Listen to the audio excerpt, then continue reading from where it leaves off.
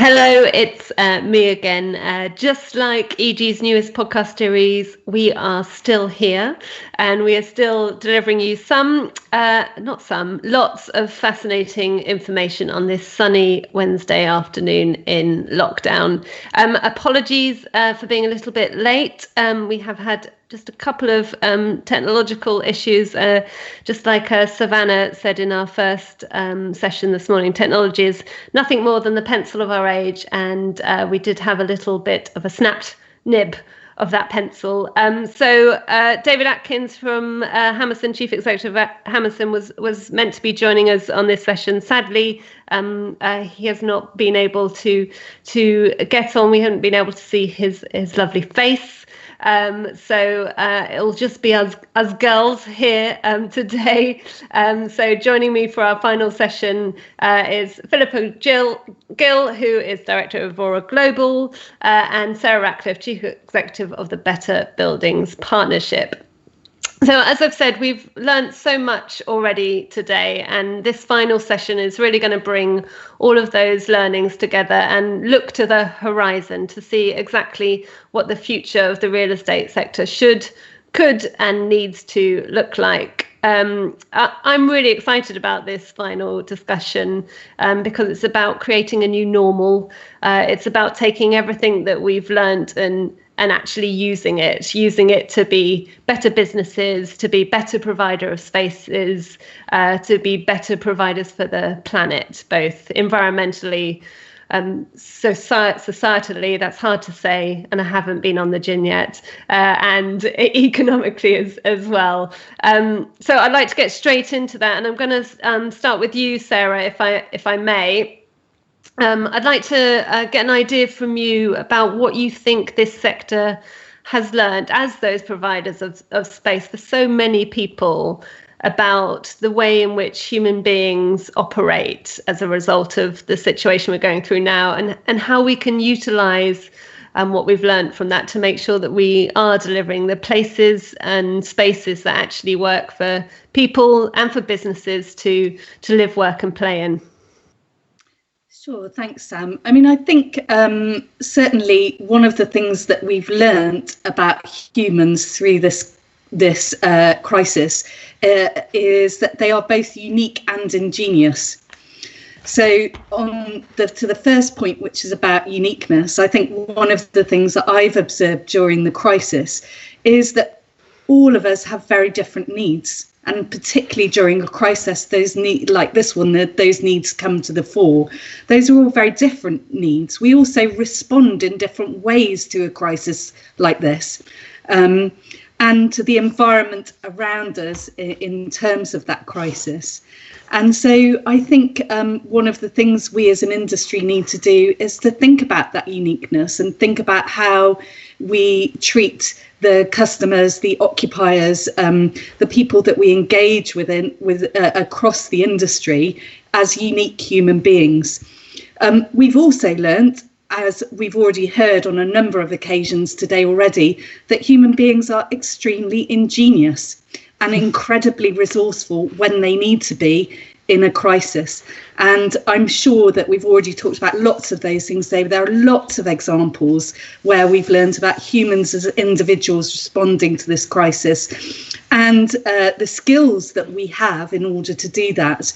And so for me, it's been incredibly heartwarming to see the response from the property industry to this crisis, whether it's been about building hospitals, repurposing space, supporting communities, or indeed the little acts of kindness from individuals across the industry.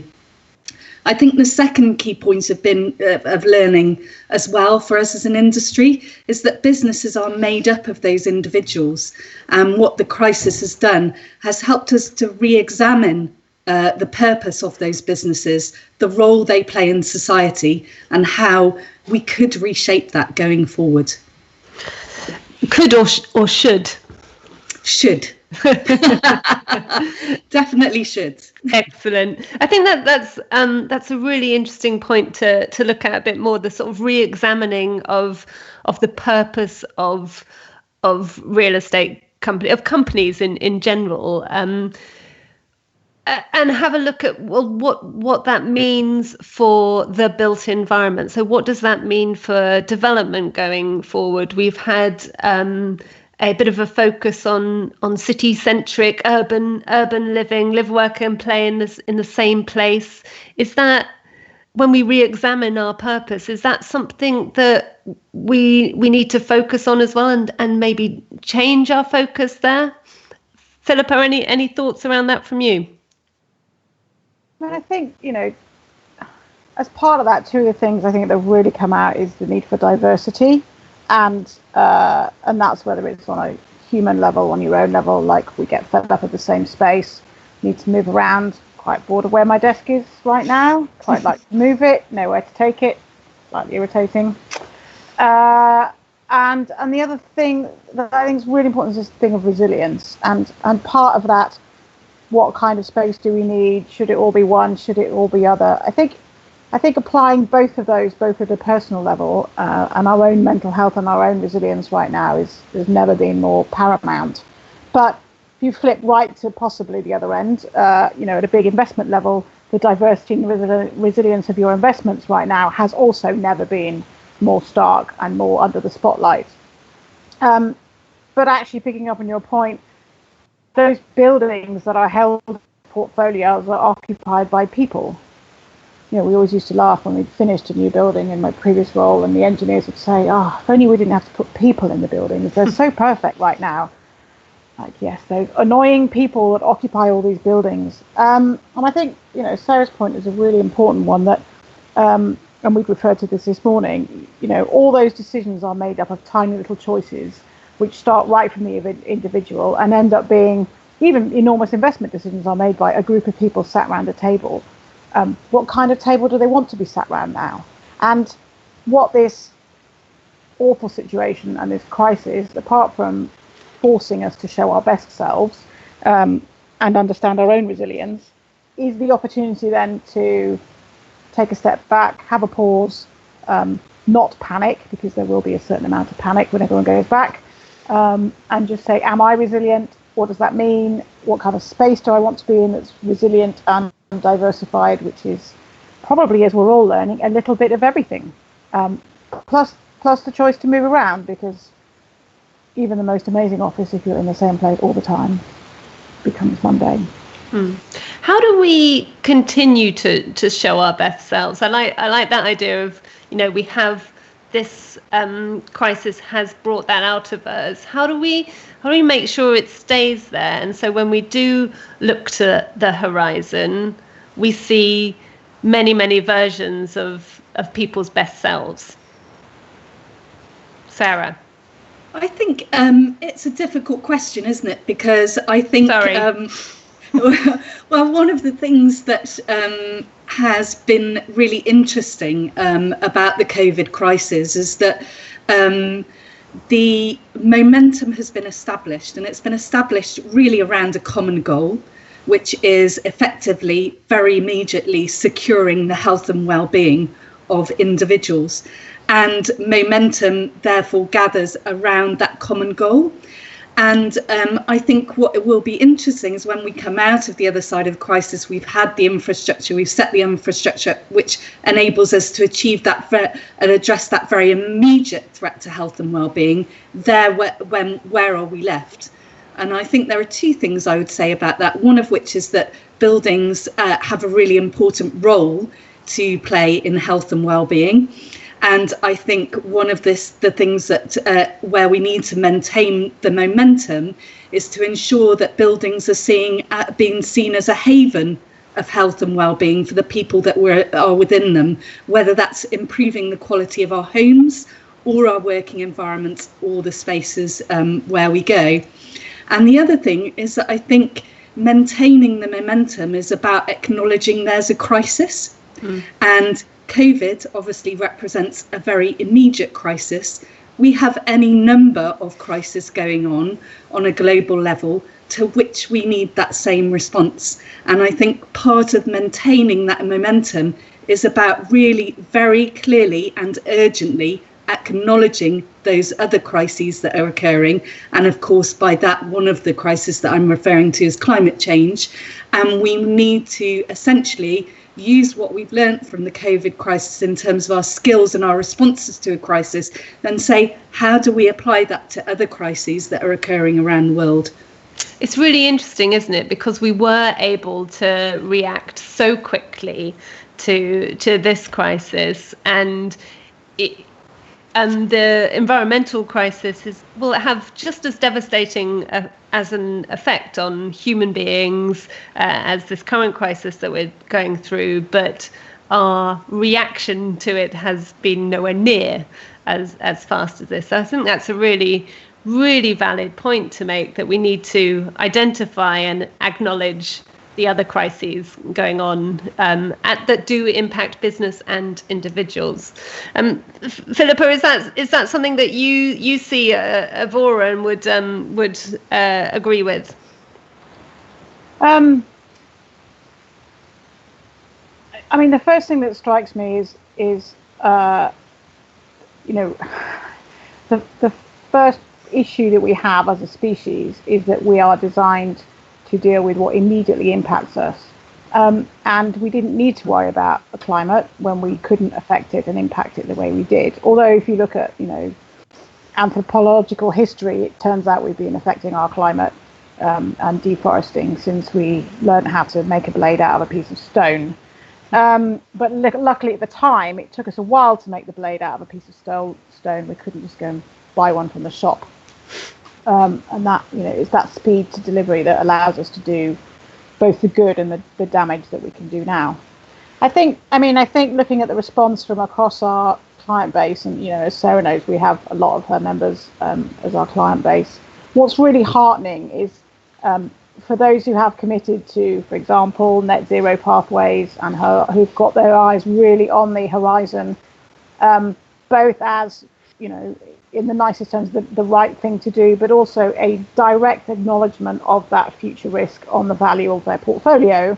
There has been no wavering on that at all. There's no suggestion that this at all, and we hope, as Sarah says, to see it accelerate that momentum, because we've had to train ourselves to think about future risk, and as a human being, as we're just seeing right now, future risk is anything, I don't want to put a timeline on it, but anything that we can't see immediately. And that's why we've been able to respond so quickly, and in most cases so well, to this current COVID crisis, and why we still struggle, because we're not naturally designed to be able to deal with something that is on the horizon, and that horizon might be a year, it might be 50 years.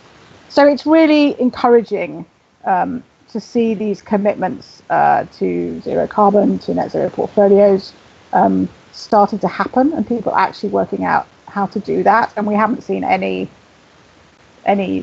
slowdown in that kind of activity, which has been very encouraging. And we talked earlier in a session about recognizing the positives and learning from those, and our speed of action should be one of those, I suppose. And I think one of the learnings that we talked about was how individuals have, we're getting on with life, albeit differently. And Sarah, you mentioned about buildings being really important for us, but actually through this we've learned that, well, maybe an office doesn't have to be as important as we once thought it was. Maybe a shop doesn't have to be as important as it once was, because we can work outside the office, we can shop outside a shop. I just wonder, as we do look to the future, what do we need to do as an industry to make sure that we are providing something more for people, to bring them back into those places, to re-engage them with the built environment? And I wonder if sustainability, health and well-being has a role to play in that re-engagement. I think it does, absolutely, Sam. I mean, I think I'd return to the first point that I made, which is about uniqueness and diversity.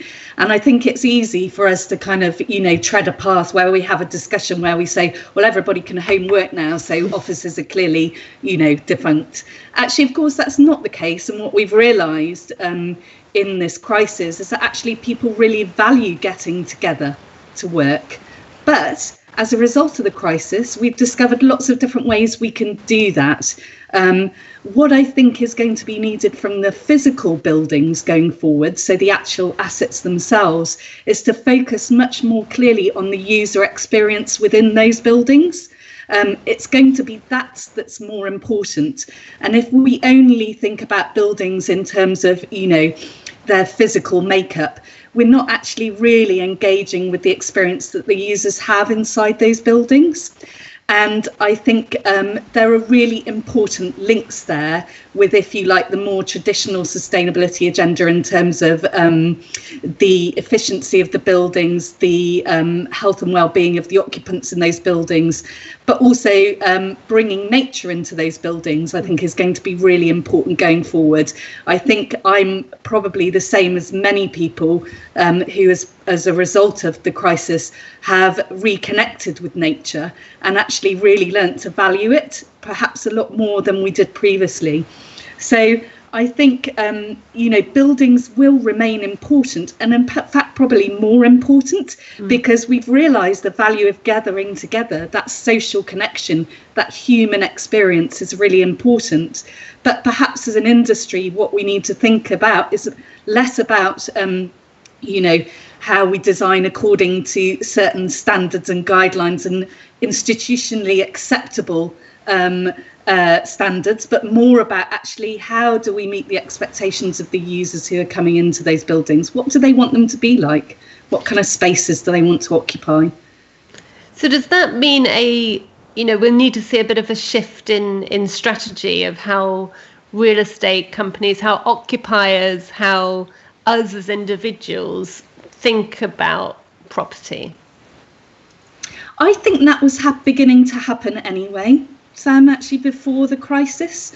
I think there was a re-examining of certainly certain types of assets, retail being one of them, for example, and also offices as well. We were all sort of talking about the move away from offices to more remote working and co-working and different forms of leasing arrangements around that. So I think that was happening already. I think COVID has accelerated that to a certain degree. But I think one of the things that COVID has sort of helped us to look at more clearly is things like the access to good quality shared open space, the things that buildings can do to support health and well-being, and also digital connectivity. It's really, really important. We're all kind of working on what I am anyway, in a rural situation, not a great infrastructure in terms of digital connectivity. And I think that COVID has very much brought those kind of challenges to the fore, and we'll see an acceleration in initiatives to address those kind of things. Philippa, would you agree with that? Do you think the strategies that you'll be talking with your clients about are gonna shift as a result of the situation we're in? I think we might have lost Philippa. It's just you and me. So. Are you with us? No, I'm here, but it does keep dropping in and out. So we have you back. Yes. Temporarily, let's run while we can. I think this issue of what kind of space do we want is going to be paramount, but I also totally agree with Sarah. This was starting to happen already, and when we go out and we talk to people about health and well-being, it's really interesting. Which framework should we use, which whatever should we use, and all of that is very useful. And on something as vast as health and well-being, it's very helpful to have a structure to hang your strategy on. However, I do always remind people that human beings don't fit very well into Excel spreadsheets because our arms and legs tend to stick out the sides of the cells. And that if you look at the hospitality industry, when you go shopping for your holiday and you get all those lovely pictures, what's the one that you want? You want the private beachside villa with the separate swimming pool with a view over the sea. It has exactly the same amenities as the one that's looking at the bins and the back entrance to the hotel. It has an ensuite bathroom, it has a shower, it has probably a fridge, it has a bed. Why is that so different? If you stack them up next to each other, they provide the same service. So it's our human desire to be in nature and around nature, and I think for all of us who are fortunate enough, as Sarah says, to be able to access that in whatever format, versus those who can't, and we touched on that this morning, that's where we evolve. It should be no surprise to anybody, and what we often do when we talk to people about what kind of space is show them two types of spaces and ask them, well, which one makes you feel better? Now, that feeling better is constructed of a lot of different thoughts and colours and schemes and ideas and what do you put where. But fundamentally, our response to a space, and for me, this has always been one of the attractions of the real estate industry, is there's lots of numbers and spreadsheets, but at the end of the day, you have to get it right for a human being. And I think that challenge is now more, you can have the most sustainable building in the world. It could be net positive, but if nobody likes it and it doesn't make anybody happy, it will be empty. And I love that intangibility about it. That's the human bit. We evolved in nature. We made our huts out of nature. We shopped in nature because we had to go hunting for our food, which kept us fitter. The more we recognize the fact that we are still a bipedal mammal, the happier we'll make ourselves in our spaces. I like it. And you both mentioned that the shift was already happening. It's clearly been accelerated because of the time that we are in. The big question, or the big challenge now, I suppose, is how do we keep that momentum going? If the shift was happening and it has sped up, how do we make it go faster and go further? I mean, I think in a way, one of the aspects of what's happened in the COVID crisis has given us the space to think about those things. And there are certain elements of what's happening on a very practical level and a more philosophical level that will enable us to keep that momentum up. So, for example, decoupling economic activity, as it were, from emissions is really, really important. I think that was already happening, but I think the space that we now have to think about how we go back to business is really important. It's really important to utilise that to create a new normal, a different version, which doesn't effectively keep us on the same pathway we were on with our emissions, but accelerates that. So that's one way of doing it. I think that in relation to the social element of sustainability, where what we've seen during the crisis is actually accelerated action around community programmes. Lots of examples of real estate companies accelerating or committing more to their community programmes. And whilst I'm sure that at least part of that is out of a desire to support those communities from a charitable perspective, I think it's also a recognition that essentially those communities, those customers, the employees engaging in that work actually see this now as a core business issue. So I think COVID-19 has actually helped accelerate the social element of sustainability coming to the fore. So I think in a way the crisis has actually helped us to actually gather momentum. And what we need to do effectively is now hardwire that into those businesses through their governance, through the ways they support those communities, the things like the community funds that are going on, and through looking at those buildings. People are returning to buildings. That doesn't necessarily mean we suddenly just need to zoop them up again in terms of the energy provision to the level they were at before. So there are some practical things and some philosophical things there to think about. I think that's really true and really interesting. And I want to jump on your phrase there that you were talking about. We need to decouple sort of growth from emissions and the investment community, and get them to. We were talking about it earlier that, you know, if we want to rebuild the economy, we'll probably take the easy option, which is not the sustainable option.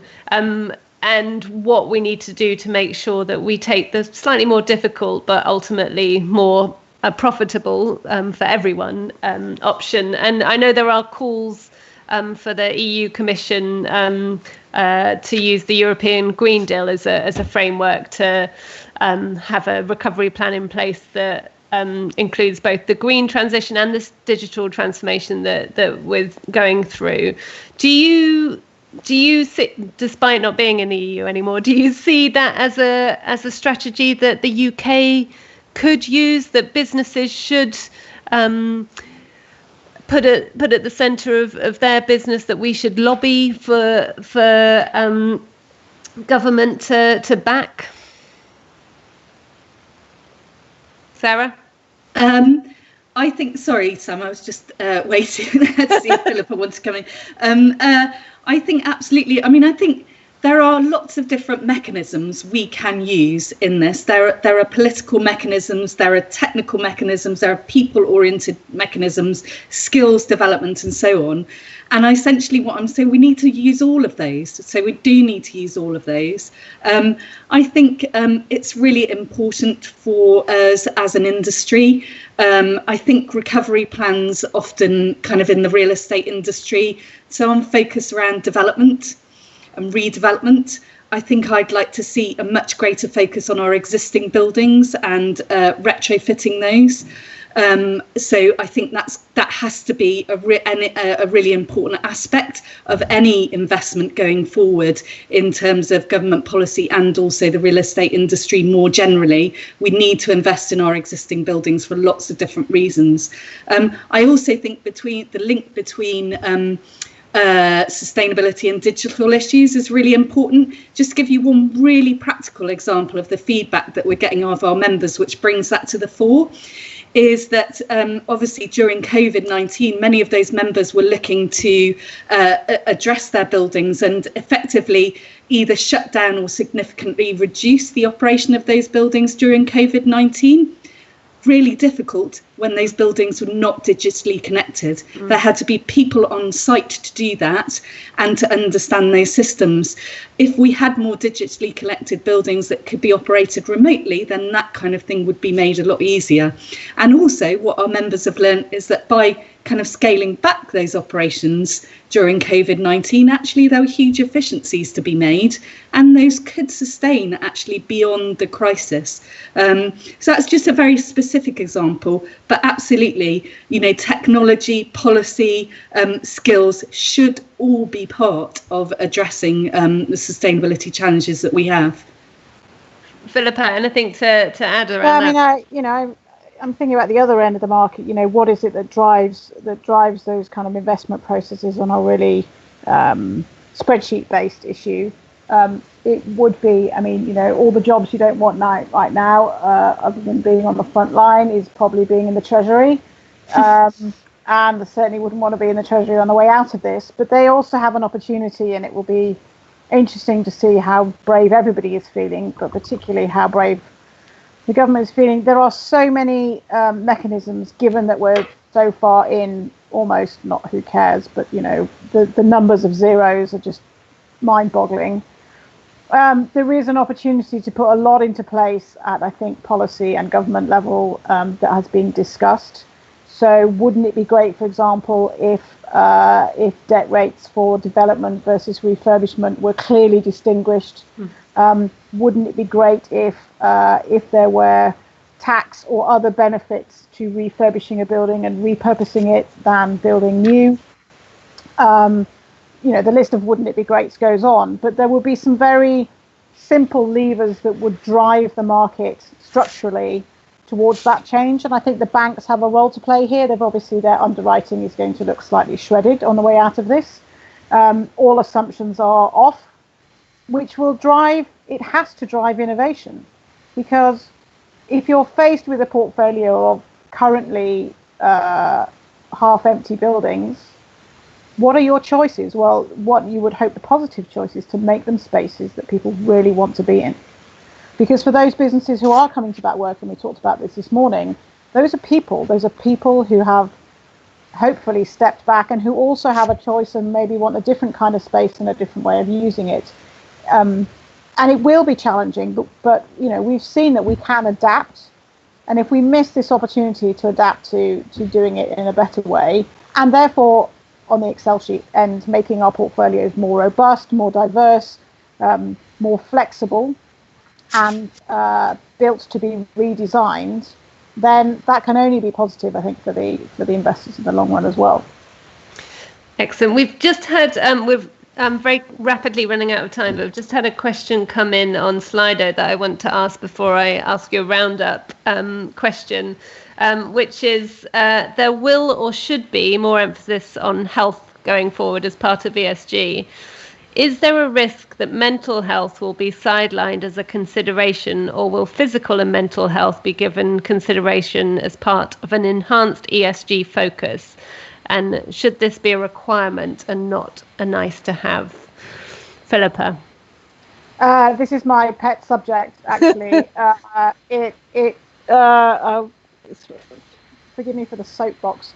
The Western world has a way of separating physical and mental health that increasingly drives me crazy. And this issue of personal resilience is never more paramount than now. You know, Sarah and I were joking before we came online that you get up from a long day of video calls and realize you haven't moved in 3 hours.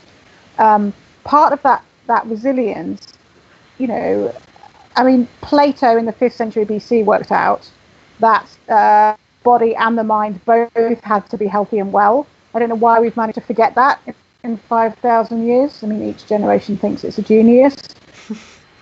But we only have to look back to realize how important that is. I think that was to check. There's been a lot of good, positive mental health issues in the workplace. But it's for each one of us, I think, to bring that back to our workplace and say they can't be separate anymore. Excellent. Sarah's nodding, so she agrees, which is great. And just while we do slightly run over, but I'm going to go with it and take the punishment later. The title of this conference today was "Let's Respond Responsibly," and to finish us off and give something for everyone to take away. I just love a one-liner from each of you on if there's one way that we do respond responsibly, what do you think it should be?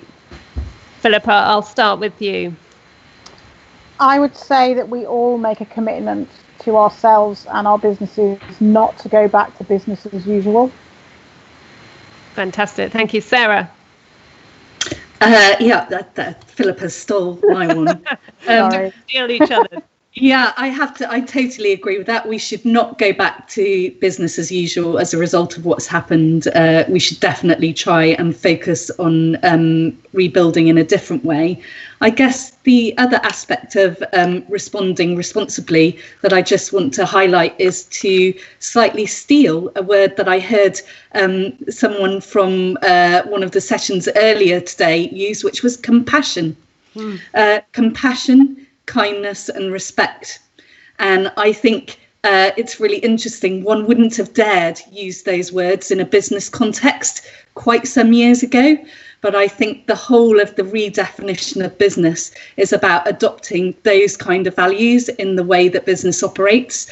So I guess my one ask, as well as the not returning to normal, would be that we develop businesses that are kind and compassionate, and that will have business benefits if we do that. I love that. Kind, compassionate, and respectful gets my vote every day of the week. Thank you so much, Sarah. Thank you so much, Philippa, for joining us for this final session. And just a big thank you to all of our supporters as well. So Hammerson, Evora Global, the BBP, Bidwells, and Derwent London for what I hope has been a fascinating day for everyone. It certainly has for me. And I also want to take this opportunity to just say a huge thank you to my wonderful team at EG as well, who have been working behind the scenes. We have an army of journalists and tweeters who have been putting out the information to the wider world, a fantastic production team. We have, she's sometimes the bane of my life, but the superb organizer of this event, Ayla, and of course, the man who has all the technical capabilities and has quietly been making sure that you can see us and hear us as much as possible. And that is our head of multimedia, Roland. And I can't not say thank you to all of you for dialing in, for listening, for taking part, and for putting up with my face for several hours, 4 of them, I think. Everyone, go grab yourself a drink. You definitely deserve it. I'm going to be getting one. But also, please let's respond responsibly to this crisis and make real estate an industry that's a shining beacon of compassion, kindness, and respect, not just on the horizon, but right now too. Thank you, everyone, for joining us. Thank you.